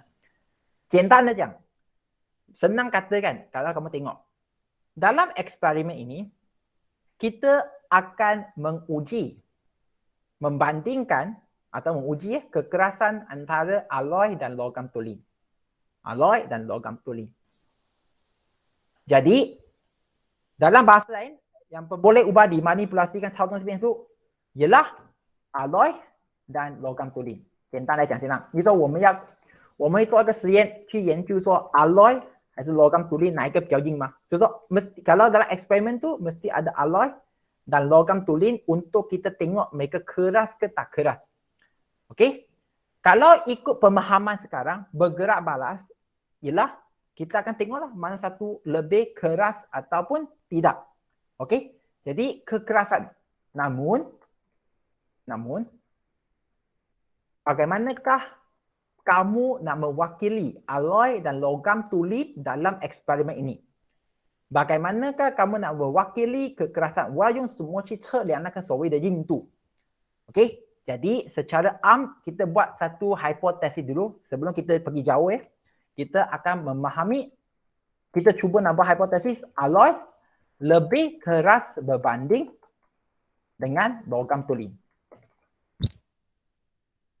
Yang menjadi isu sekarang, cikgu, kamu tulislah jawapan pemboleh ubah alloy dan logam tulen bergerak balas kekerasan. Kenapa di dalam eksperimen yang kamu tunjuk pada muka surat 190 ini lain? Betul mah? Ayo 186 ni lain. Okey? Cikgu nak tanya kamu. Jadi, apakah yang kita nak tengok dalam eksperimen ini sebenarnya? Okey, mana cikgu punya pen? Oh, dia kat sini. Jadi, dalam eksperimen ini, untuk anda memahami dalam eksperimen ini, dia tulis di sini, ni bongkar dan diameter lengkuk ni. Murid-murid, cikgu nak kamu ambilkan masa dulu, tengok dalam prosedur. 去直接去看这个实验怎么做。Okey, kalau kamu tengok dalam eksperimen ini, murid-murid, kamu boleh tengok dalam skrin cikgu juga sama je. Tengok susunan radas. Cikgu, perlu lukis ke? Murid-murid, PK kira markah. PK 实验有算分数。Exam pun kira markah juga. Jadi nak ke tak nak lukis, fikirkan. Cikgu bagi jawapan juga, perlu lukis. 要画得很整齐。 Bukannya main-main lukis saja. Kamu boleh lukis cantik, label kemas. 画到不整齐没有分数了。Mesti lukis kemas, tak ada markah. Jadi lukis apa yang kamu nampak, kamu akan nampak di sini. Okey, ada kaki retot. Kaki retot ni. Pegang satu pembaris, 有一把尺. Okey. Lepas itu, ada satu pemberat. 有一个重物. Mana satu lebih keras, mah kita sekarang dah letak tu pemberat. Kita akan jatuhkan dia. Okey, kita akan jatuhkan ke atas apa? Bola keluli. Okey. 一个铅球. Di atas bongkar kuprum. Di atas bongkar kuprum. Bongkar kuprum itu adalah logam tuli. Logam tuli. Bongkar kuprum itu logam tuli. 它是纯金属。意思是说，我会将一个重物跌下来，压在这一个 bola keluli， 压在这个球上面， tekan pada bola keluli itu ke atas bongkar kuprum. Kalau keras, bongkar kuprum itu keras, maka tak ada kesan lah. 如果是硬的话，它应该是没有什么变化嘛。Okey, kalau kita nak test dengan alloy, kita akan tukar dengan alloy. Ya ke? Kita pun mula baca. Gantungkan pemberat 1 kilogram setinggi 50 cm dari bongkar kuprum. 从50 cm 上面。Okey, 将一个重物1 kilogram 的重物 gantung 50 cm di atas. Lepas itu lepaskan pemberat. Lepaskan pemberat. 释放啊。它就会跌下来吗？ Dia akan jatuh. Hentak pada bola keluri. Supaya hentak ke atas bola keluri. Yang dilekatkan pada bongkar kuprum. 意思是说，如果这是 bongkar kuprum， 学生们，这是 bongkar kuprum， 一个板的意思 ，kuprum 板 ，bongkar kuprum。Kita sekarang letak satu bola keluli di atas dia. Bola keluli, 铅球, ada bola keluli. Dan, okey, ada pemberat. 有一个重物1 kilogram 的重物从50 cm 上掉下来。Kalau dia jatuh, dia hentak ke atas bola keluri. Kalau kita nak tahu sama ada dia keras ke tak keras, maka kita pun tengoklah kesan dia. Betul ke tidak? 学生们明白吗？你们明白吗？ Kai boleh faham ke tak? Daniel Haris boleh faham tak?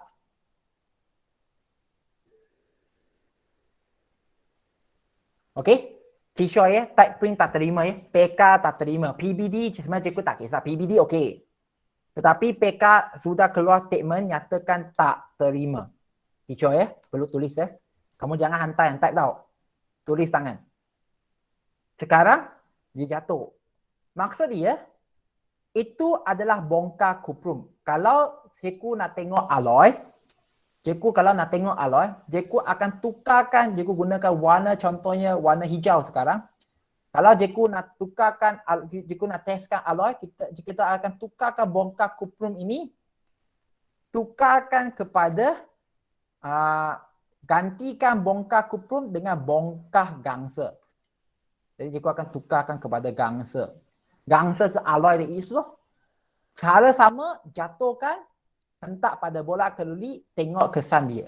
Jadi murid-murid ya, yang saya hormati sekalian ya. Jadi apa yang kamu perlu buat dalam laporan itu sekarang, sebelum kita sebut untuk pemboleh ubah itu, sabar ya.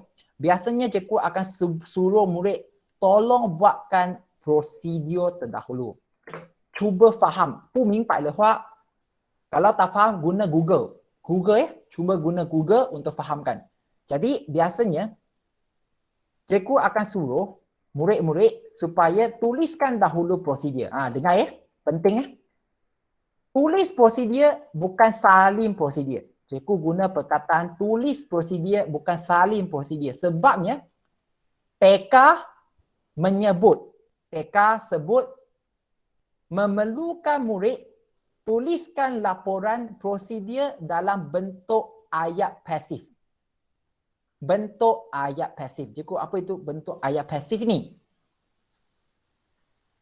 Okay ya. Tengok ya, murid-murid tengok pada skrin ya. Kalau ikut dalam buku, sediakan susunan radar seperti yang ditunjukkan. Ini aktif. Arahan. Eksperimen kamu sudah buat. Jadi perlu tukarkan kepada ayat pasif. Jadi susunan radar seperti yang ditunjukkan dalam raja satu ini disediakan. Tukarkan kepada bentuk pasif. Disediakan. Jadi ini adalah raja satu. Kita pun tulis raja satu. Lepas itu, sambung nombor 2. Gantungkan pemberat 1 kilogram. Tukar pemberat 1 kilogram digantungkan setinggi 50 cm. Jangan nak ke tong liang tong ti, fang在50 cm 高 dari bongkar kuprum.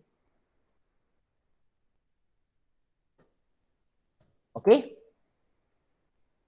Ketiga, pemberat dilepaskan. 那个重量体被释放的是 dilepaskan supaya terhentak. Apa yang释放? Kalau ikut buku lepaskan, kita tukarkan dilepaskan ya. Terhentak ke atas bola keluli. Okey, yang dilekatkan pada bongkar kuprum. 比如说那个重量体会压在那一个铅球，打在那一个板上面，dia akan hentak pada bola keluli dan hentak pada bongkar kuprum. Jadi apa yang seterusnya kita perlu buat? Diameter lekuk. 比如说那个凹进去的那个深度 diameter lekuk itu diperhatikan dan diukur. Okey. Tapi kalau ikut yang lengkap, diameter lekuk yang terbentuk pada permukaan bongkar kuprum diperhatikan dan diukur dengan menggunakan pembaris. Menggunakan pembaris. Okey? Langkah 2 hingga 4 diulangi. 重复做2次, diulangi sebanyak 2 kali. Okey? Lagi 2 kali lagi.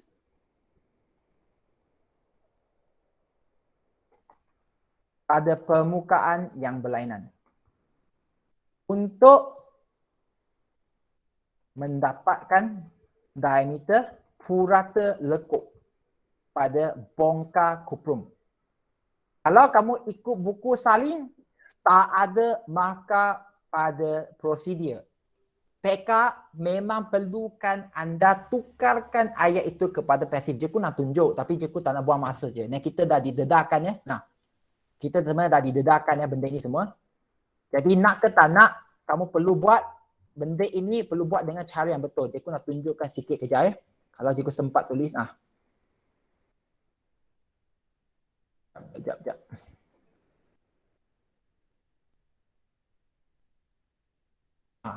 Kita nak bagikan markah lah mengikut TP 1, 2, 3, 4, 5 dalam PK ni. Bukakan ayat itu. Aku lupa lah. Sekejap. Ada. Tengok. TP 3.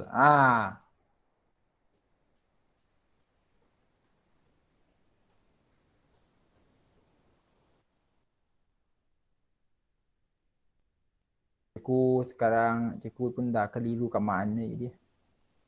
Tak apa, nanti cikgu akan tunjukkan maksudnya macam mana tulis tu, jangan pertikaikan ya. Jangan kata cikgu saya salin je apa salah dia ya. Salin memang akan dapat kosong ya. Perlu tukarkan bentuk ayat dia. Kamu tak ada pilihan di sini ya. Jadi cikgu sambung sekali lagi nombor 6. Langkah 2 hingga 5 diulangi dengan menggantikan bongkah kuprum dengan bongkah gangsa. Jadi dalam eksperimen ini kamu akan guna dua bongkah. Satu bongkah kuprum untuk mewakili logam tuli, bongkah gangsa mewakili alloy. Balik kepada pemboleh ubah dimanipulasikan. Jadi kalau ini soalan SPM, biasanya murid akan berdasarkan kepada tujuan tulis alloy dan logam tuli. Dari prosedur kita akan tulis bongkah kuprum dan bongkah kuprum dan bongkah gangsa.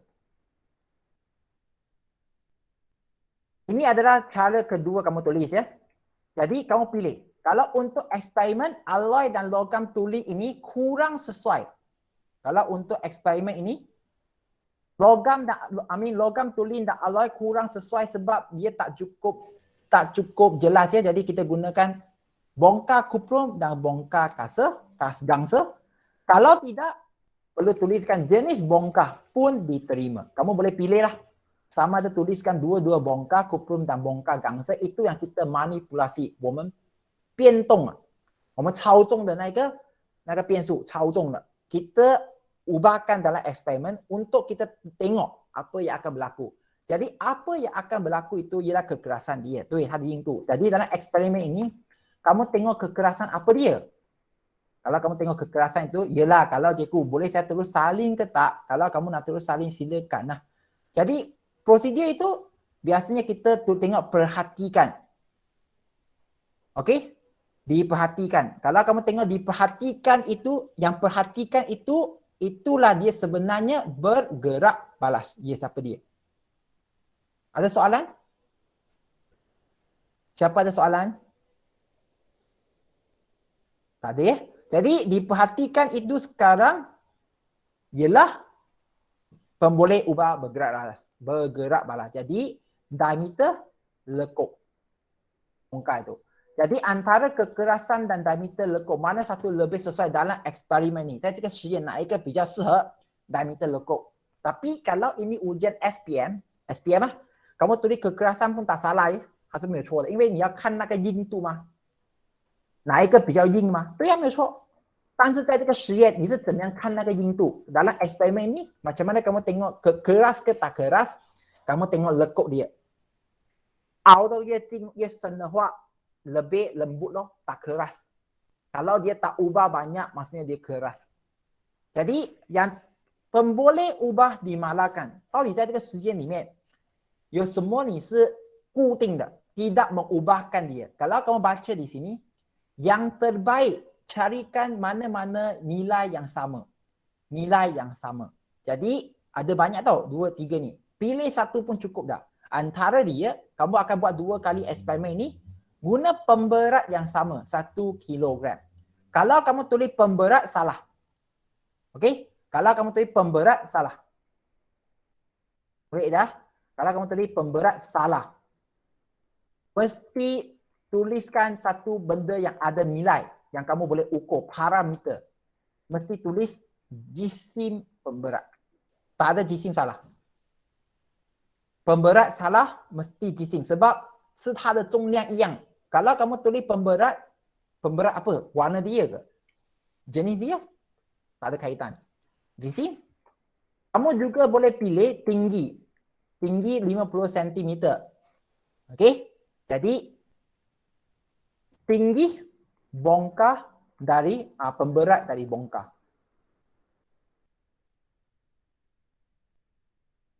ada kau tu. Dia klik esok.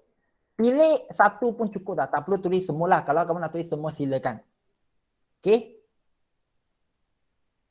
Dan juga bola keluli. Ni yung iyang lemah. Yang sama jenis diameter dia. Diameter bola keluli. 说一样大的那个铅球嘛，如果一个大一个小，两个实验不公平啊嘛。Kalau guna dua yang berlainan size, berlainan diameter, jadi dia akan jadi eksperimen yang tak jitu. Jadi dengan itu kamu pun dah nampak apa yang akan berlaku dalam eksperimen tu. Lengkapkan dia bahan dan radas. Bahan ialah benda yang kamu tak boleh pulangkan semula dalam bentuk yang asal. Radas kamu boleh pulangkan balik semula. Contohnya radas adalah bola keluli. Pemberat 1 kilogram itu, kaki retort dan pengapit, pembaris dan pembaris meter. Itu radas. Bahan pula benda yang kamu tak boleh nak pulangkan seperti yang sedia ada. Kamu akan mengubahkan bentuk dia, kurangkan jisim dia seperti bongkar kuprum. 太变形嘛，你不能还回去一模一样了的嘛。就是你要重新买过，我们会告诉 lab assistant 买过的意思。Bongkar gangsa, pita, telefon dan benang.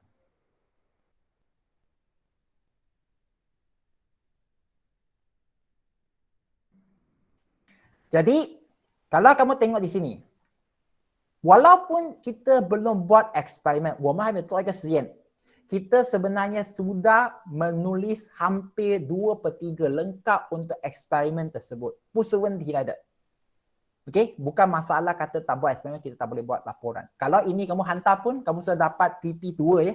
Jadi nak tahu TP ada, PK pun sudah dapat separuh markah lah di sini. Bagaimanakah keputusan? Cikgu, kamu cakap keputusan belum kita buat eksperimen. 我们还没做实验的吗? Jadi bagaimanakah kita nak buat keputusan tu?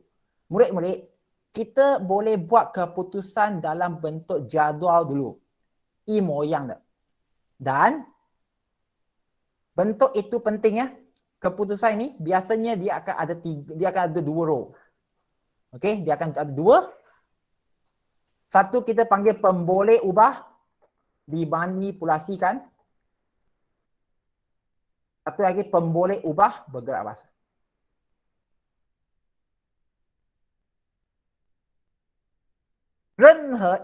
Setiap eksperimen, mana-mana eksperimen juga, dia mesti ada 2. Ini 有2排的. Pemboleh ubah dimanipulasikan, kamu sudah boleh isikan data. Ini 说你一定可以填写东西的. Dalam eksperimen ini, apakah pemboleh ubah dimanipulasikan? Okey? Kalau kamu tengok, pemboleh ubah dimanipulasikan dalam eksperimen ini, ialah dia punya jenis bongkar.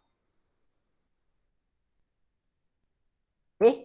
Ada 2 jenis, kuprum dan satu lagi gangsa.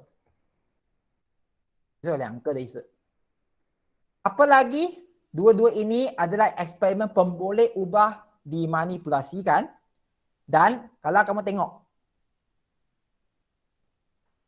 ini adalah pemboleh ubah bergerak balas. Diameter lekuk. Diameter lekuk. Okey, dengar baik-baik ya, diameter lekuk. 这是我们要做实验嘛，我们还没做吗? Tapi kita tahu apa yang kita nak isikan nanti. Jadi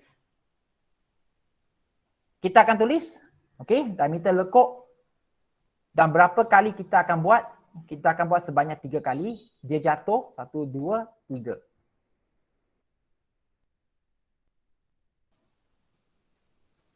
Kita 做3次吗？跌下来，然后去量它那一个到底凹进去的那个它那一个圈，那一个直径到底有几大 ？Okey. Lepas itu kita akan carikan diameter purata lekuk. Purata diameter lekuk.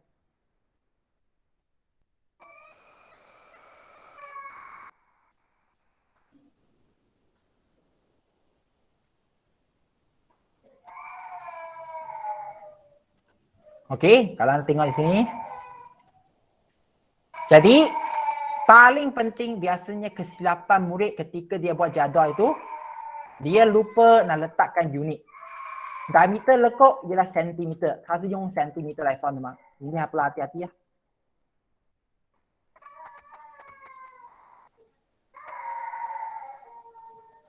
Okey, sentimeter.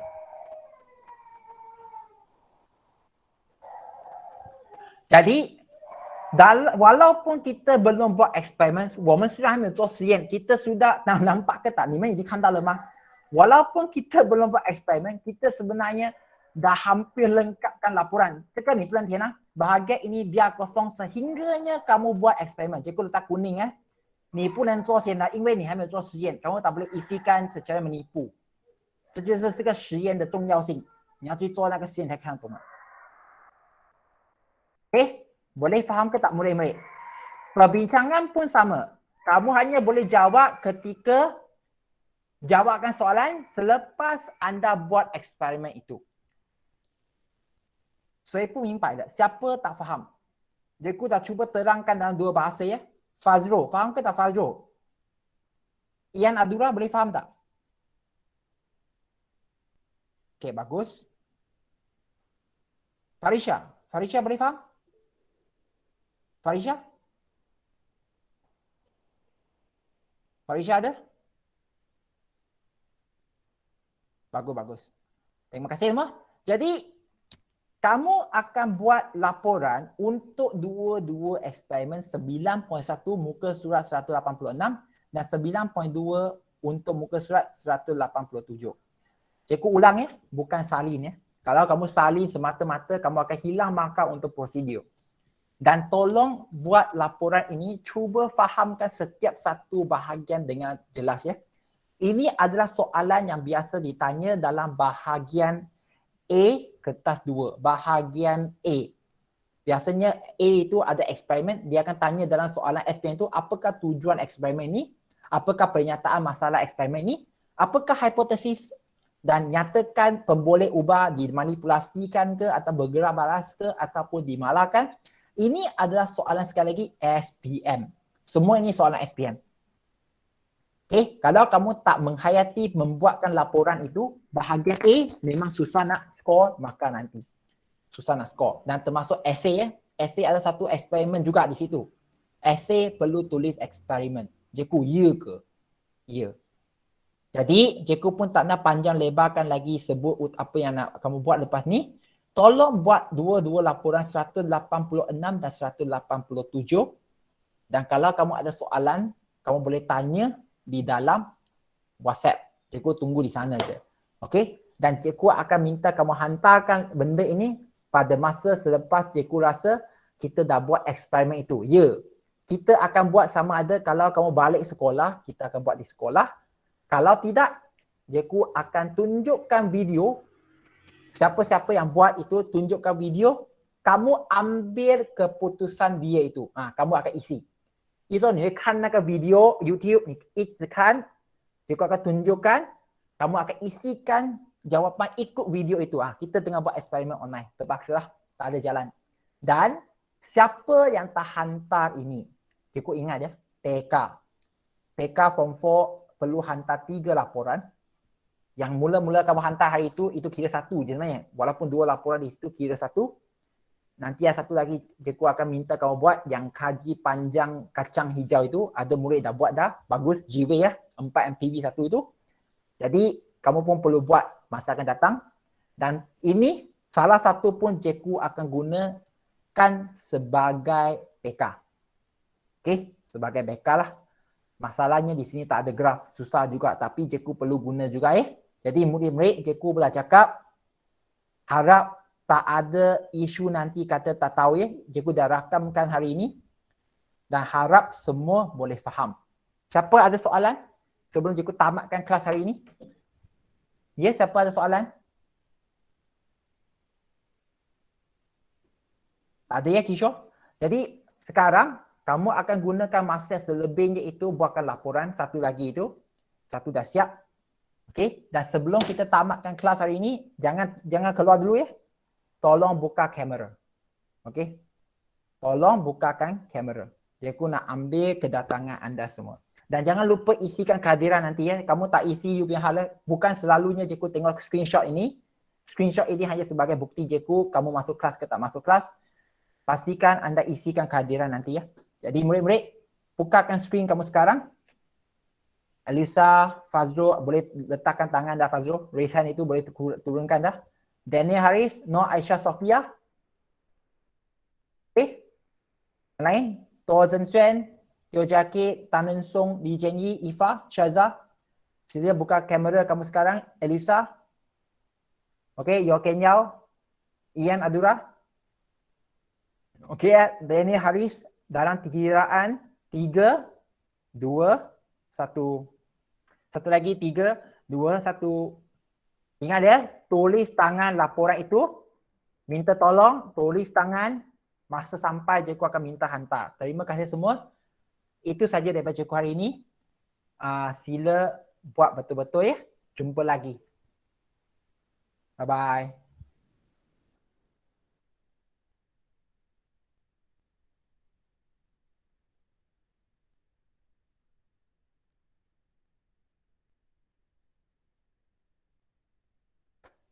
Ya, ada lagi tak? Siapa-siapa ada masalah?